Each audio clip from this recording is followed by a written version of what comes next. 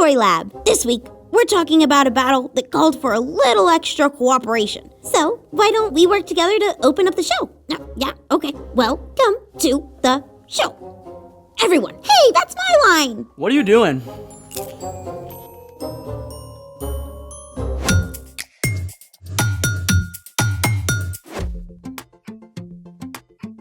Hey guys, I'm Skylar. And I'm Sebastian. And I'm Puppet Skylar. And I'm Puppet Sebastian. This month, we're talking about the way God created us to work with others. And all things we can do better together. Okay, I gotta ask, what's with the puppets? You don't like your mini-me? I didn't say that, but those are clean socks, right? I have like 20 pairs. Besides, who can wear that many socks? Well, sock puppets aren't really my thing. You can be two people at once! Besides, we are awesome! Okay. And if I stretch a little, you can have 3 characters. Okay, I don't And if I stretch my other foot, then I can maybe get... Skylar! Story Lab isn't a one-person show. Oh. But there are some kinds of puppetry that require teamwork. I'm listening. One form is bunraku puppetry from Japan. It's hundreds of years old. The puppets are usually about 4 to 5 feet high. Because the puppets are so big, it usually takes 3 people to control it. One does the legs, another does the left arm, and the other does the head and right arm. How do they operate it without turning it into a puppet pretzel? You want to build one and find out? Of course! Let's make it! Today, we're gonna make our very own 2-person puppet. To start, you'll need 3 dowel rods about 4 feet long, at least 3 large pieces of cardboard, and some scissors or a craft knife. You'll also need a marker, duct tape, a stapler, art supplies for decorating, an adult-size long-sleeve shirt. Step 1. Lay out 1 piece of cardboard and using a marker, draw the shape of the head you want. Step 2. Using a large pair of scissors or a craft knife or even some tin snips, cut out the head. Warning! Always get a grown-up to help when you use sharp tools. What he said. Step 3. Take 1 of your dowel rods and stick it to the back of the head using duct tape. The stronger, the better. Voila! Step 4. Draw and cut out the hand in the same way you did the face. You can use a template if you have one. Step 5. Attach your other dowel rod to the bottom of the hand using the duct tape.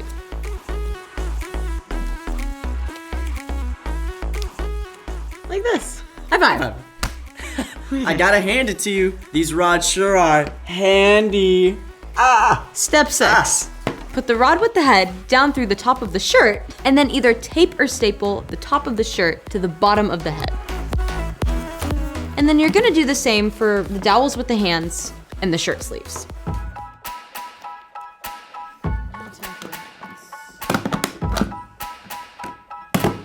Step 7. Decorate your face. For this part, you can cut out a piece of cardboard and craft paper into a shape of an eyes, a nose, or even a mouth.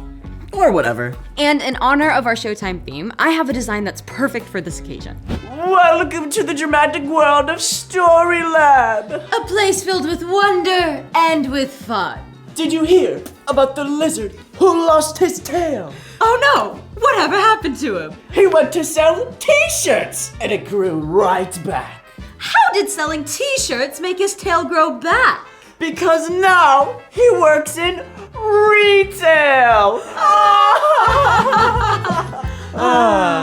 Wow, working together has been something. But now it's time for... The story before the story. Today, we're in the book of Exodus, which tells the story of God's people. The Israelites have been enslaved in Egypt for hundreds of years. They cried out to God, and God sent a man named Moses to help them.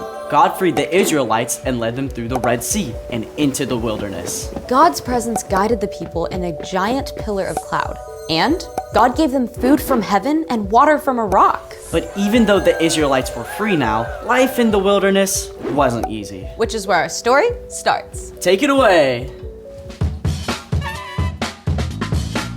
Hi everyone, I'm Erica. Hope you're ready for a little drama because today's story is full of more ups and downs than a theme park roller coaster.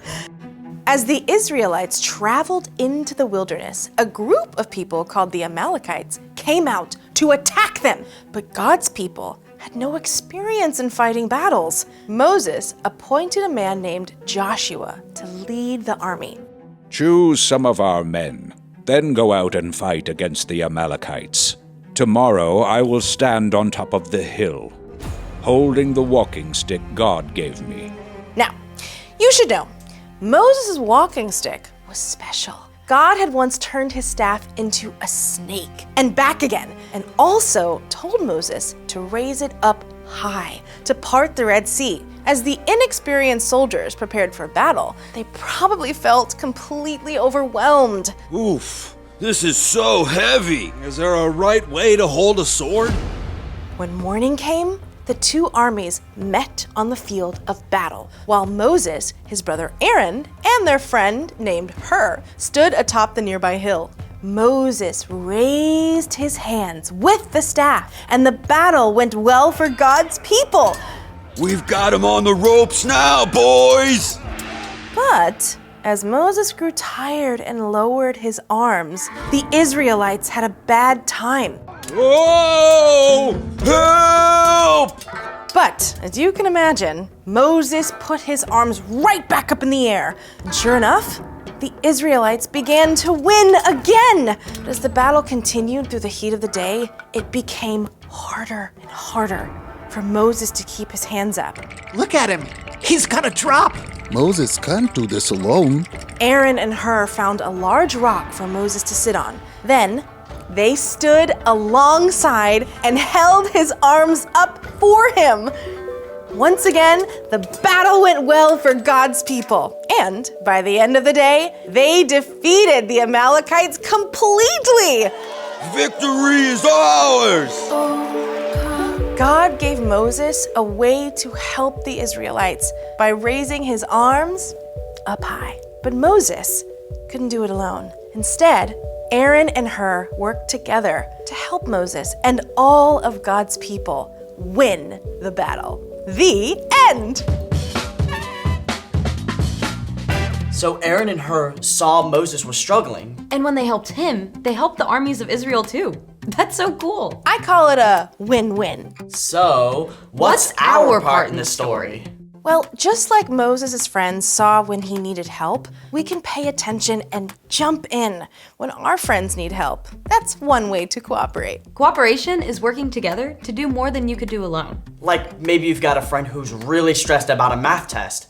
You could help them study. And you could ask other friends to encourage them too. That's a good one. Or it could be helping a younger sibling get ready for school in the morning. You could tie their shoes while your grown-up packs lunches. Then you help everyone get out the door on time. It might be as simple as inviting a new kid to sit at your lunch table, so you and your friends can help them feel welcome together. It's basically keeping your eyes open for ways to cooperate.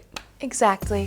When we follow Jesus, God sends the Holy Spirit to live with us. So you can ask God to give you opportunities to help others. And the patience to cooperate with them. Thank you for cooperating with us today. You bet. See you next time. Bye. So here's the thing. Work together to help someone succeed. Whether it's helping a classmate with schoolwork, Or just brightening someone's day. speaking of helping, Care to help me close out, Puppet Skylar? You know it, Puppet Sebastian. Thanks for joining us in the Story Lab. See you next time. I think you do the voice better. I agree. High five. Yeah, that works.